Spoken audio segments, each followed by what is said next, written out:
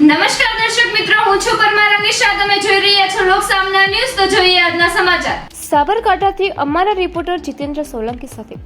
સાબરકાંઠા જિલ્લા સહિત ગુજરાતભરમાં આજે ગુજકેટની પરીક્ષા લેવાઈ રહી છે. જો કે હિંમતનગરમાં ગુજકેટનું જે સેન્ટર ફાળવેલું છે તે જ સેન્ટરમાં ભાજપનો કાર્યક્રમ ચાલુ હોવાને કારણે વાલીઓ રોષે ભરાયા હતા. હિંમતનગર શહેરના વિદ્યાનગર કેમ્પમાં આજે ગુજકેટની પરીક્ષા લેવાઈ રહી હતી. ત્યારે તે જ સમયે અને તે જ કેમ્પમાં ભારતીય જનતા પાર્ટીના કાર્યક્રમનું આયોજન કરવામાં આવ્યું હતું. એક તરફ પરીક્ષા ચાલી રહી હતી, જ્યારે બીજી તરફ માઇકમાં ભાજપના નેતાઓ ભાષણો કરી રહ્યા હતા, જેને લઈને વિદ્યાર્થીઓને હેરાનગતિ થતી હોવાનું વાલીઓના ધ્યાનમાં આવતા વાલીઓ પણ રોષે ભરાયા હતા.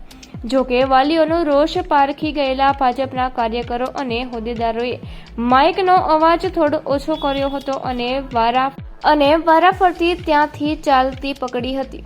ત્યારે આ તબક્કે સાબરકાંઠા જિલ્લા કલેક્ટર ગુજકેટની પરીક્ષાને લઈને જે જાહેરનામું બહાર પાડ્યું હતું તે જાહેરનામાનો સદંતર અહીં ભંગ થયો હતો.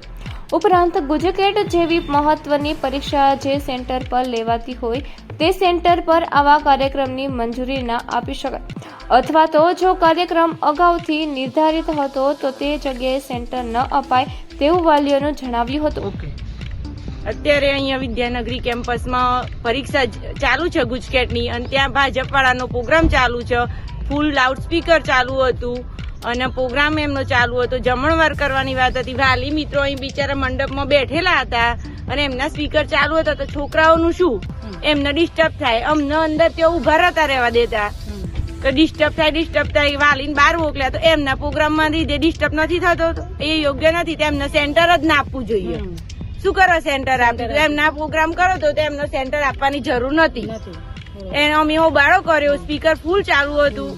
પછી એમને થોડી વાર રહી અને પછી એમને ચાલુ સ્પીકરે ધીમા કર્યા અને બધા જાતે એમને એમ જતા રહ્યું છે. ધારાસભ્ય શ્રી હાજર હતા, એ ગાડીમાંથી નીકળી ગયા, પણ એમને વાલીને કોઈને પૂછ્યું નહીં તો શું થયું છે, તમને શું પ્રોબ્લેમ છે, તો એમને પૂછવાની ફરજ આવે છે. એ પૂછ્યા વગર નીકળી ગયા તો એ યોગ્ય નથી. તો ફરી મળીશું એક નવા સમાચાર સાથે. ત્યાં સુધી જોતા રહો લોક સામના ન્યૂઝ.